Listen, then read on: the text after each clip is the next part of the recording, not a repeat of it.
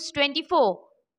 পুজোর আগে শহরে খাদ্য সুরক্ষা অভিযান। প্রতি বছরের মতো এবছরও পুজোর আগে শহরের বিভিন্ন খাবারের দোকান, রেস্তোরাঁতে ফুড সেফটি মিনি রান্নাবান্না হচ্ছে কিনা এবং খাবারে যে সমস্ত মশলাপাতি ব্যবহার হচ্ছে সেগুলির গুণমান ভালো কিনা সেসব খতিয়ে দেখলেন কলকাতা পুরসভার স্বাস্থ্য বিভাগের মেয়র পারিষদ অতীন ঘোষ।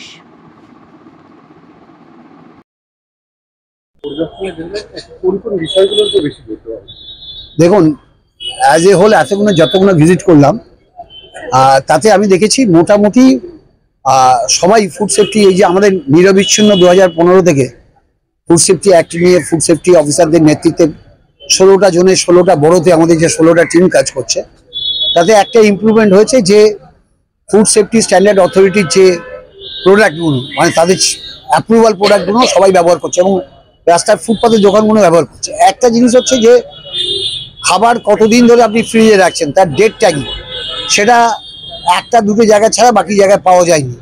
তো সেটা আমি ফুড সেফটি অফিসারকে বলেছি যে যেখানেই যখন যাবেন ইমপ্রুভমেন্ট নোটিশ দেবেন, ওইটাই ইমপ্রুভমেন্ট করতে হবে। কারণ খাবারটা কদিন ফ্রিজে থাকছে, কদিন রাখা যায়, তেলটা ব্যবহার করার পর আর দুবার করা যায়, তারপর করা যায় না।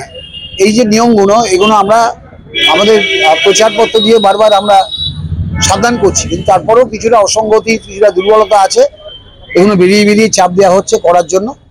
আর একটু যদি আমরা ইমপ্রুভ করতে পারি তাহলে আমি নিশ্চিত থাকতে পারবো যে খাবার মানুষকে খাওয়ানো হচ্ছে সেগুলো নিয়ম বিধি মেনে।